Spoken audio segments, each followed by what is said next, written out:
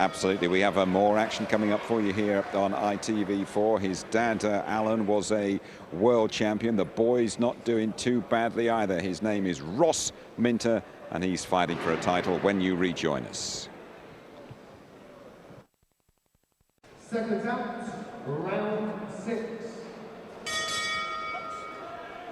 It's a fight for the vacant English welterweight title, featuring Ross Minter improving, and his dad Alan. I remember seeing him win that world middleweight title over in Las Vegas 25 odd years ago. Ross Minter, though, is really improving, and he's fighting for the vacant English welterweight title. And he's against Brett James, a Londoner, and Mr. James hasn't been that busy. He's only had one fight in the last 18 months. Let's pick it up at the start.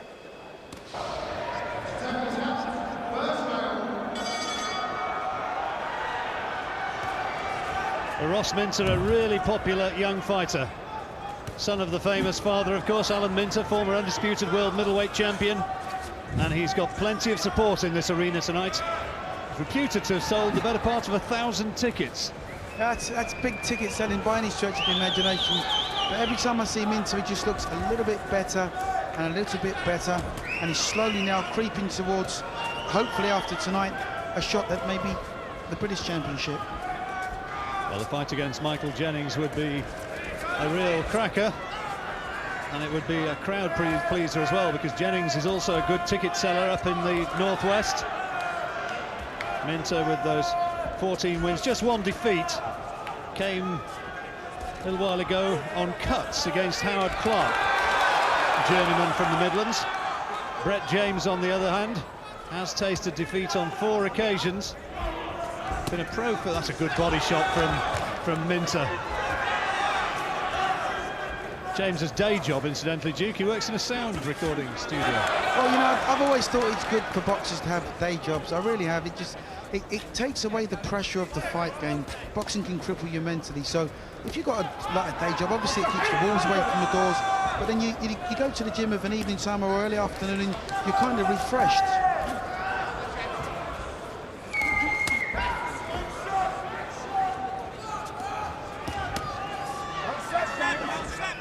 Minter's very, very patient. He's very patient and he hits hard with both hands.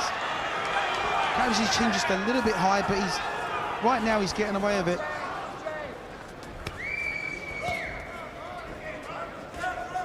My one worry about James would be the fact that he's only had one fight in 18 months, so he hasn't been that active.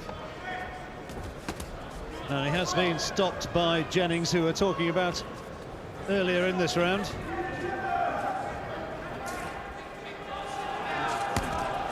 Good purposeful start this from Minter. Looks in great shape, doesn't he? He really does, yeah. He looks very, very strong. Just needs to keep it, you know, nice and clean, because he cuts. He's just like his dad in that respect. I think he cuts quite easily, so you can understand his patience, because he doesn't want a head clash or any kind of an infringement to cause a cut. Really genuinely nice lad is Ross Minter. Ross the boss, as you see around his waistband. Oh, he's bossing this round, that's for sure. Absolutely. Well, decent opening round this for Ross Minter. He's settled about his work very well indeed. Oh, that's a nice lead left uppercut there. Look, uppercut come jab, come right hand. Nice variety from Minter.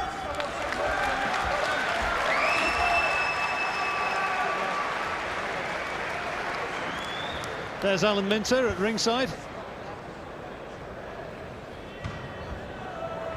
Doesn't miss too much that his son does. And there Johnny Eames and Jimmy Tibbs, the experienced men in that corner. But everything comes off the jab, sorry. Yeah, that's right, everything comes off the jab. When he goes to throw that right hand to the body, yeah, he drops his left hand. You throw the right hand right over the top. Right. But everything off of that jab. Yeah, right? Good. Yeah.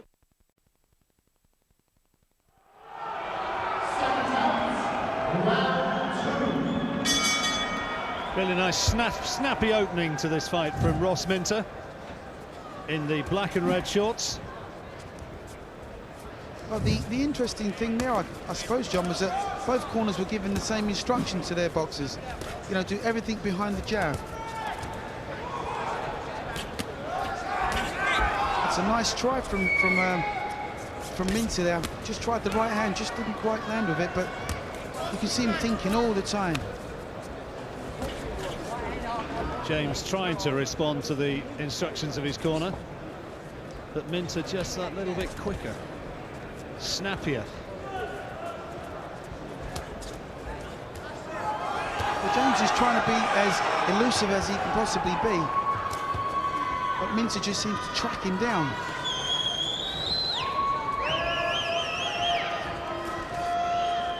Minter was due to fight Matthew Hatton for this title. The fight was supposed to have taken place in September before Hatton pulled out of that one.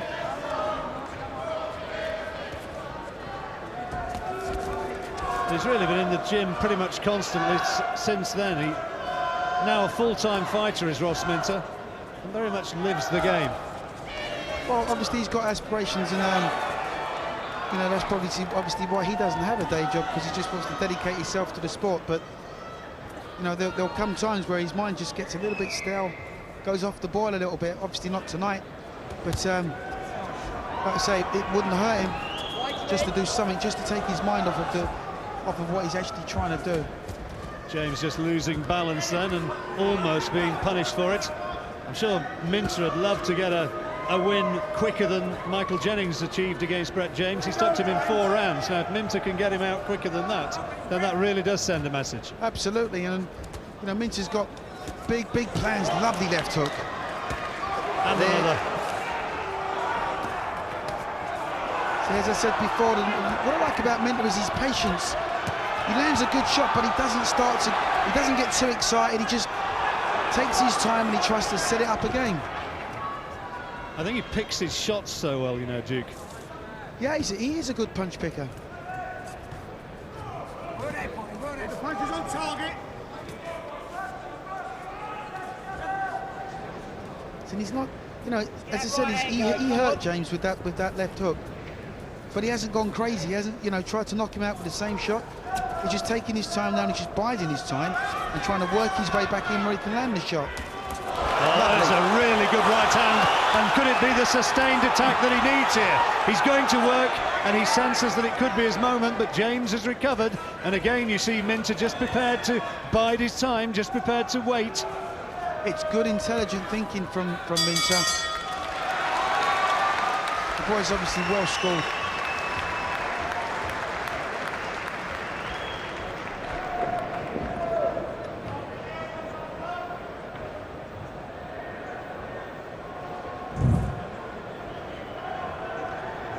Minter got in with that left hook to start that attack and then sustained it well. There's some real heavy leather going in. Yeah, he's nice and cool. He's like an assassin. The right hand, the left hook again, and then the right hand to the body. And at that point, you thought the referee might have just jumped in. That was a terrific right hand. And James not really having the power to keep him at bay. Well, they did bob and weave effectively on those ropes, and he rode out the storm. Here's the Minter corner. 10 seconds.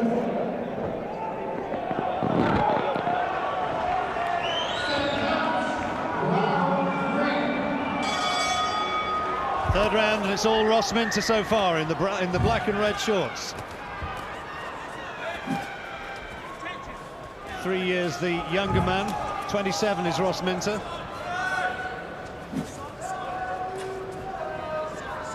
If James stands with the heavier-handed Minter, obviously he's going to come unstuck. So he's got to try and use his boxing skills if he can.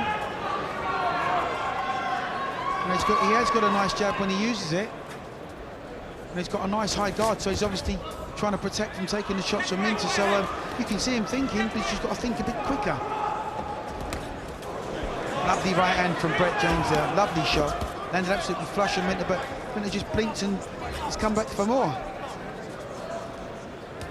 Minter's barely taken a backward step though, Duke. He's been the one who's been forcing the fight. Referee here, incidentally, hasn't had too much to do so far. It's Richie Davis, who had a nice little bit of news earlier on. Heard that his son Jack had got into the finals of the Golden Belt, 15-year-old welterweight, and he made his way through with a stoppage victory. Well, Richie's been around for a long time. He refereed some of my fights, even as an amateur. So he's been around for a long time, because I'm an old boy now. You said it.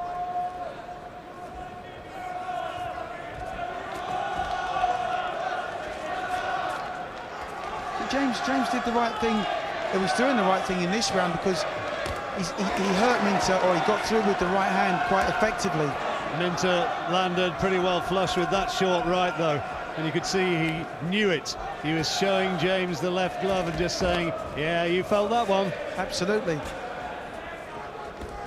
These two get on very well, incidentally, outside the ring. Always nice to see, and this fight's being fought in a good spirit. He's doing a good job in this round at the moment, is James, because he's being quite elusive. Okay, so he's not winning the round, but he's fighting more of his kind of a fight.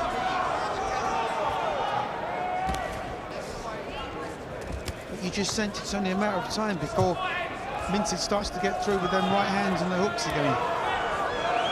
He's looking for it. Just looking for the opportunity to throw the damaging right hand. That's the one which has caused the trouble, really.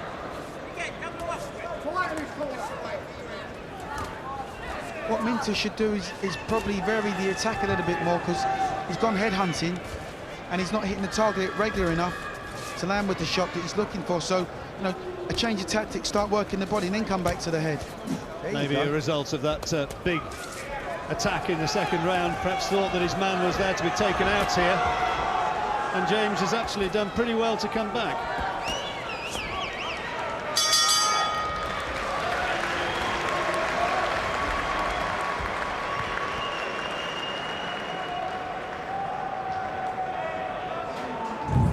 Minter had his moments, Duke. Yeah, he certainly did. But James was settling into it more there. I thought he had a better round there, Brett James. Yeah, he had a better round. Didn't win the round, but as you said, John, he went on the counter punch and he was quite effective, but in just short little bursts. That was that right hand. He really fancied that one. That's the thing. I think when you know your opponent or you've sparred him before, he tends to be a little bit more relaxed, and sometimes he can play against you and not work in your favour. Work with him, have a little walk with him, have a little dig out, see what he's got. You're smarter than him. Roll, bang, bang, and get out. Get out there and take control, right? He's in a nice comfort zone. He's happy what he's doing. He's just nicking your pound. Please, let's go. Round 4. I think Joe Gregory pretty much spot on in that Brett James corner. A little bit of a lack of belief maybe in James, slightly the taller man, and he's allowing Ross Minter, as Joe Gregory was saying, his trainer, just to nick the rounds. He started very fast in Minter. Third round just really won by virtue of greater work rate as much as anything else, and Minter is coming on strong again here, Duke, and as you say, he was looking to land some solid body shots. Yeah, Minter's looking for him in this round. He's looking to hurt him. You know, he's come out with a real sort of intent in his whole sort of approach this round. You know, before he was just flicking the jabs, now he's actually stepping in behind the jab, and it's a hurtful punch in its own right. Has been a marked improvement in Ross Minter, I think, in the last year or couple of years, maybe since he joined Johnny Eames. He really seems to have worked up a good trainer-boxer relationship there. It works. Well, it appears that way. I mean, he's sitting down on his punches now, which you never saw, obviously, a little bit earlier on. And there seems to be more variety in his work. So whatever he's doing at this present moment in time, it's working. He scores a straight right from James, though, as we were saying that, but now Minter's going to work again and instantly getting terrific support from his fans here. Hundreds of them have made their way as close to the ring as they possibly can to roar their man on. See, I like Minter because when he lands the jab, he doubles it up and then he tries to put the right hand through. And if it doesn't land, he goes back to work behind the jab. He's an intelligent thinking fighter, which you wouldn't really think or expect from somebody with his kind of a stature. Being short, stocky, you'd expect him to be more of a box fighter, but you know, this boy, he's actually quite a good boxer. Those are hurtful body shots, and James is not doing a lot more than cover up. The referee having a close look there as Minter thudded in with those three left hooks. One goes in low, but Minter is starting to soften him up there with a sustained body attack. He's had enough. James has had enough.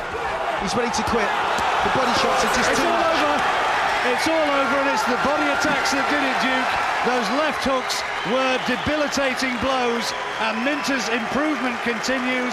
Win number 15, and he edges closer with that English welterweight title win.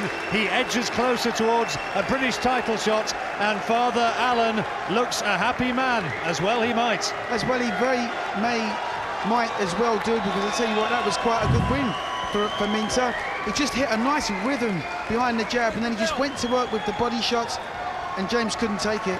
That was the end of it, but earlier he worked his way in with some terrific body shots. Look at those, they were good, solid shots. That's the ending, but a little bit earlier in the round there was a sustained attack which came from Minter, and from there, 1, 2, 3, and you just saw the resolve drain away from Brett James. Well, he just quit. He quit. He'd been outgunned and outboxed, and he just quit. You know, he looked to his referee, looked at his corner, for assistance. Obviously, they couldn't help him. You know, just coming up to the end of the round. So, you know, good win for Minter. He's a crowd pleaser, a nice lad, being congratulated by his dad, and he is a winner here once again.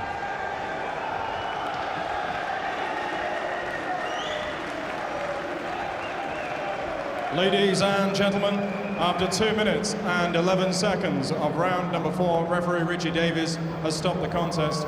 In his opinion, Brett James was in no condition to continue.